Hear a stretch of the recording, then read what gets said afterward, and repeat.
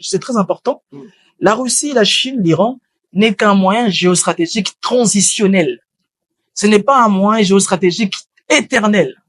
On va les utiliser pendant un temps, d'accord? En tout cas, c'est ce que nous disons depuis très longtemps sur la proposition qu'il faut une solution militaire. Ouais. Qu'il faut une guerre frontale. On va en venir, mais. Voilà, qu'il faut une guerre frontale avec l'armée rwandaise.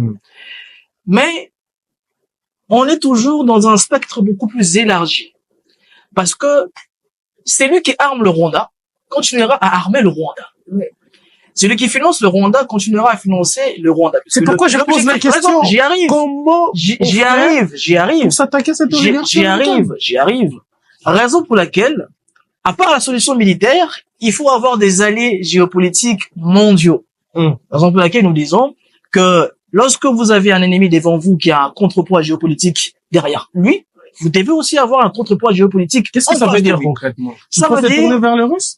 Faut aller voir l'Iran? Je dis très clairement qu'il faut avoir des alliances géopolitiques et géostratégiques avec la Russie, l'Iran, la Chine, la Corée du Nord. Ça nous permettra de sortir de l'auberge temporairement. J'ai dit qu'il faut des alliances temporaires et pas éternelles. Parce que je vais pas contenter dans le paradigme de Touadéra, qui se soumet maintenant complètement aux Russes. C'est qui est totalement inepte. Ce n'est pas du panafricanisme, c'est la soumission. D'accord? On dit qu'il faut qu'il y ait une attitude, parce que vous devez tenir compte que vous avez un pays. Avec quelle puissance vous allez négocier ces partenariats temporaires? Ouais. C'est parce que vous croyez à la bonne foi des Russes? Non, pas du tout. Vous pensez que le Russe va venir avec et d'ailleurs, je vais vous dire avec beaucoup d'amour, je vais vous dire une chose très clairement. Nous sommes des gens qui connaissent très bien l'histoire de notre pays, de notre Afrique, de notre terre-mère. Nous sommes des gens qui sont très fiers de l'histoire que nous portons, de l'identité que nous portons. Nous savons très bien qu'il n'y aura aucun Caucasien qui voudra du bien à l'Afrique. Russes, Iraniens, Chinois, en réalité, ce sont des Caucases qui viennent des Amnayas. Ce sont tous des descendants des Amnayas. Quels sont vos éléments? Non, j'y arrive. Allez-y. On sait que ces gens-là ne viendront pas pour nos beaux yeux, pour notre peau. Et d'ailleurs, si vous allez dans leur pays, il y a une négrophobie qui est très exprimée. Effectivement. D'accord? Mais nous disons que en géopolitique, l'ennemi de votre ennemi est temporairement votre ami. D'accord? Si, maintenant, la Russie est opposée aux États-Unis, nous utilisons la Russie temporaire parce que nous comprenons comme des richesses. Donc, vous êtes aligné aujourd'hui sur, par exemple, la stratégie géopolitique du Burkina Faso, du Niger, du Mali. Exactement. C'est dans cette logique-là que nous sommes. Consiste à... Parce que les problèmes, c'est que... les problèmes, j'ai dit simplement... Allez vers le Russe. Écoutez, c'est très important. La Russie, la Chine, l'Iran n'est qu'un moyen géostratégique transitionnel. Ce n'est pas un moyen géostratégique éternel. On va les utiliser pendant un temps, parce que je pense que la géopolitique, ce n'est pas le feu de l'amour, ce n'est pas la c'est pas ça la géopolitique. La géopolitique, c'est d'utiliser des partenaires temporairement qui peuvent vous aider. Même les États-Unis ont eu besoin de l'Europe. Je suis d'accord. Pour en finir avec la Deuxième Guerre mondiale. Même la Russie a des alliés, même la Chine. Pourquoi? Non, j'y arrive, je termine. Pourquoi?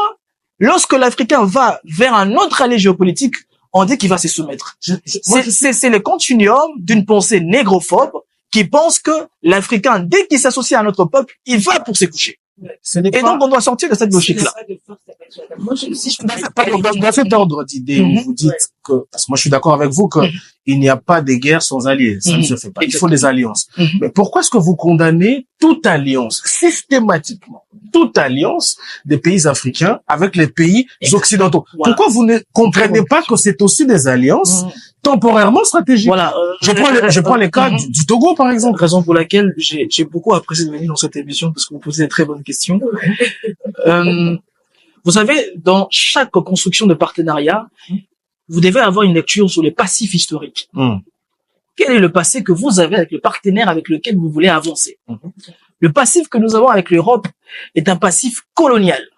Et ça continue jusqu'aujourd'hui avec la France-Afrique, l'Amérique-Afrique et tout ce que nous connaissons. Avec la Russie, l'URSS à l'époque... On a connu l'évasion. L'URSS, n'a jamais eu cette ambition expansionniste de coloniser l'Afrique. Jamais. Nous avons eu, d'ailleurs, l'URSS a beaucoup soutenu les mouvements anti-néocolonialistes à l'époque. Ils ont soutenu Lumumba, ils ont soutenu Thomas Sankara, ils ont soutenu les donc, je pense qu'il faut, c'est basé sur un passif historique. Et l'Europe est congénitalement basée dans cette optique néocoloniale. Ça veut dire qu'ils ne peuvent pas venir vers nous avec une logique, avec une attitude d'égal à égal. Parce que pour eux, nous sommes encore de singes. Pour eux, nous sommes encore de nègres qu'il faut soumettre. Donc, au fond, la question est raciale. Évidemment, le combat est aussi racial, quoique le capitalisme a pu tréfier aussi, il faut qu'on en parle. Mais le problème est aussi racial parce que pour eux, il y a une négrophobie congénitale au sein de la pensée occidentale. Ce n'est pas forcément dans les masses populaires occidentales, parce que elles-mêmes aussi vivent cette dictature capitaliste. Mais avec l'Occident, je pense qu'il faut d'abord qu'il y ait un divorce. Parce que vous savez, lorsque dans un mariage, il n'y a pas une entente mutuelle entre deux personnes, deux parties, il y a d'abord les divorces. Peut-être après, il y aura plus de respect. Parce qu'on n'est pas en train de dire qu'ici qu'il n'y aura jamais de coopération avec l'Occident dans les temps à venir. Il y aura tous, parce que nous vivons aujourd'hui dans un monde où il faut s'entrelier, d'accord? Mais il faut d'abord que nous puissions passer dans cette étape-là de rupture. Après la rupture, je pense qu'il y aura le respect. Mesdames, Messieurs, vous suivez donc Choc d'idées. Je vous avais dit que c'est un magazine de réflexion. On prend l'actualité pour prétexte